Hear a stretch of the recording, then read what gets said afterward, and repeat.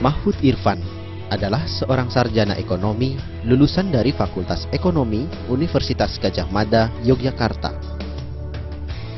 Beliau berkarir di dunia perbankan selama 20 tahun dan terakhir menjabat sebagai Vice President di sebuah bank swasta asing. Pada tahun 2006, beliau mengambil pensiun dini dan sejak saat itu mengelola bisnis pribadinya bersama keluarga. Beliau juga memberikan pelatihan-pelatihan manajemen kepada banyak perusahaan, di antaranya adalah pelatihan persiapan pensiun untuk beberapa BUMN dan perusahaan besar lainnya. Teman-teman, jika Anda ditanya tentang bagaimana sih Anda ingin menjalani masa depan Anda, saya kok hampir pasti ya bahwa jawabannya adalah Anda pasti akan menginginkan kehidupan yang sehat secara fisik, yang bahagia lahir dan batin, dan secara finansial Anda juga pengen sekali gitu untuk bisa hidup yang sejahtera dan makmur.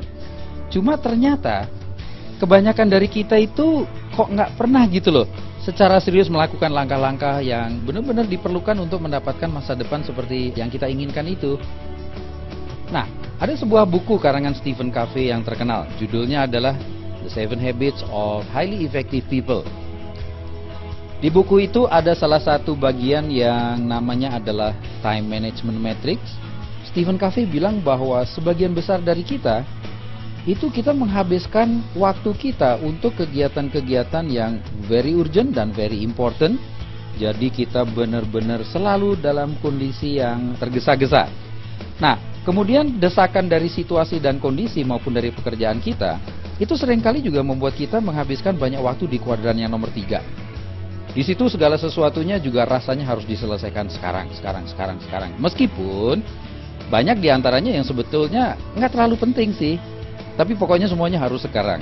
Nah, gara-gara kegiatan di 2 kuadran ini, 1 dan 3 yang buru-buru terus itu, kita banyak stres sehingga kita akhirnya ya cukup banyak melarikan diri untuk mencari hiburan dengan cara kita nonton TV, nonton film, kita chatting di internet, kita lakukan ya banyak hal yang sifatnya itu adalah not urgent dan not important.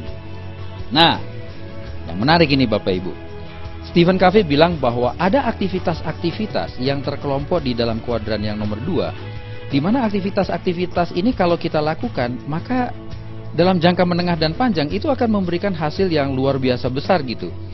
Cuma sayangnya karena sifatnya yang tidak mendesak, tidak urgent, padahal itu penting, banyak orang yang mengabaikan kuadran ini. Saya kasih contoh deh. Kita semuanya kan tahu bahwa olahraga itu penting, tapi kan nggak mendesak. Ya, jadi artinya adalah kalau kita misalnya hari ini nggak olahraga, ya kita tidak akan sakit atau meninggal besok gitu. Nah, persiapan untuk kehidupan yang akan datang, ngomong-ngomong itu adalah termasuk dalam aktivitas di kuadran yang kedua ini. By the way, saya punya sebuah informasi hasil survei di Amerika Serikat yang menarik, yaitu menyangkut mereka-mereka yang sudah berusia di atas 65 tahun. Dibilang di situ adalah bahwa 1% dari mereka itu hidup kaya raya, 4% berikutnya mereka hidup mandiri secara keuangan, 5% di antara mereka terpaksa masih harus bekerja. Ngomong-ngomong itu bersyukur sekali karena dalam umur yang seperti itu kok masih bisa diterima bekerja, itu bersyukur sekali gitu. Kemudian ada 36% lagi yang meninggal dunia, dan sisanya yang mewakili kelompok terbesar nih 54%, mereka hidup tergantung kepada orang lain. Nah, masih mending kalau di Amerika kan ada jaminan sosial, ada bantuan pemerintah, atau seperti itulah. Lah kalau di sini terus gimana? Mungkin gara-gara alasan seperti itu kali ya, banyak orang tua yang akhirnya mengandalkan hidup di masa tuanya itu dengan bergantung kepada anak-anaknya. Makanya banyak yang kemudian berdagang, ayo kamu udah gua sekolahin, sekarang gilirannya kamu membiayai ayah sama ibu. Ada lagi informasi yang lain, ini juga menarik sekali, bahwa 9 dari 10 orang di Indonesia itu sebenarnya mereka nggak siap-siap amat gitu untuk pensiun. Nah, yang lebih menyedihkan lagi adalah 65% dari mereka itu tidak bisa memenuhi kebutuhan sehari-harinya ketika pensiun. Menyedihkan nggak? Kenapa kok begitu? Ya sebenarnya karena mereka nggak nyiap-nyiapin sih sebenarnya dari jauh-jauh hari tentang kehidupan yang akan datang. Teman-teman, saya punya cerita yang lain nih, bahwa dari sekian banyak training yang saya berikan mengenai persiapan pensiun, Cukup sering saya bertemu dengan seseorang yang usianya sudah di atas 50 tahun yang bilang begini, aduh Pak Irfan, coba deh seandainya saya tahu hal-hal seperti ini sejak 10-15 tahun yang lalu. Wow, kehidupan saya pastinya akan lebih bagus dibandingkan hari ini. Saya bilang, maybe yes, maybe no. Kenapa? Karena gimana ya, sekian tahun yang lalu ketika kita itu memiliki sebuah kesempatan, kita semuanya punya alasan-alasan yang kita yakinin benar untuk tidak melakukan hal-hal atau persiapan-persiapan di kuadran 2 itu.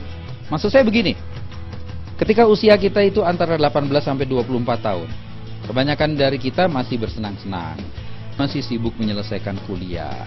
Belum ada prioritas lah untuk mencari uang sendiri karena masih disupport oleh orang tuanya. Nah, ketika umur kita menginjak antara 25 sampai 35, saat ini mereka sedang ada di honeymoon mode, di mana mereka sedang semangat sekali bekerja, mereka lagi happy dengan membangun keluarganya yang baru, dengan gadgetnya, dengan dasi-dasinya, dengan mobil barunya, dengan status barunya, pokoknya lagi semangatnya kerja deh. Nah, ketika usia menjelang 36 sampai 50 tahun, karir mereka sedang sangat menanjak. Mereka biasanya dalam posisi begitu jaya ya, masa kejayaannya lah, sehingga waktunya semakin banyak lagi tersita.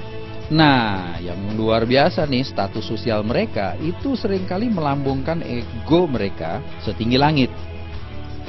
Padahal sebenarnya pada saat yang bersamaan, mereka itu stres berat loh, karena mereka terpaksa harus bekerja keras untuk membayar kewajiban-kewajiban finansial yang sangat tinggi. Misalnya untuk bayar cicilan-cicilan KPR, untuk cicilan mobil, kartu kredit untuk membiayai lifestyle mereka, gadgetnya, stereo setnya, kamera SLR-nya, dan sebagainya.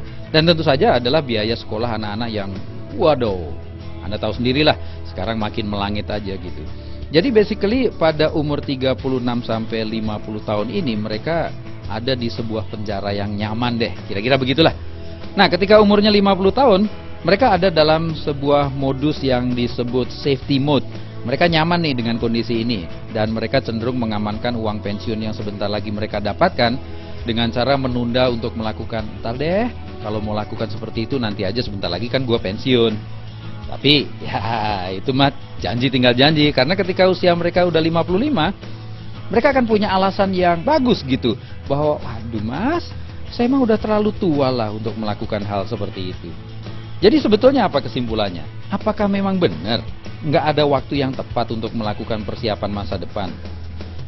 I don't think so. Saya punya banyak sekali teman-teman yang usianya beragam sekali, mulai dari kelompok 18-24, 25-35, 35-50 maupun 50 tahun ke atas, yang pada saat itu mereka berani gitu untuk memutuskan bahwa I have to do something now gitu, either today atau mereka terlambat.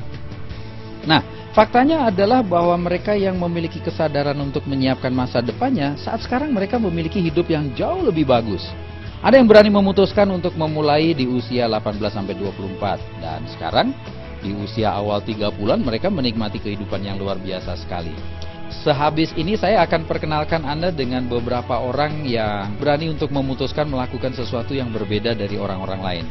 Nah, sebagai hasilnya, akhirnya mereka sekarang memiliki kehidupan yang baik sekali. Mereka memiliki waktu untuk anak-anaknya, untuk pasangannya, mereka dengan keluarga besarnya maupun dengan lingkungan sekitarnya. Mereka secara keuangan memiliki kesejahteraan keuangan yang dapat diandalkan, dan yang paling menarik sebenarnya adalah bahwa mereka bisa menikmati hal-hal itu tanpa mereka harus menunggu usia 55 tahun. So, Anda bisa pensiun sejak sekarang. Anda bisa tidak bekerja lagi kepada orang lain. Anda bisa punya kebebasan uang dan kebebasan waktu sejak usia Anda masih sangat dini. Mungkin 3 tahun yang akan datang, atau 5 tahun yang akan datang, atau 10 tahun yang akan datang, Anda lah yang memutuskan. Yang pasti selalu sangat bijaksana untuk tidak menunda-nunda apa yang bisa Anda lakukan sekarang. You decided Bapak Ibu.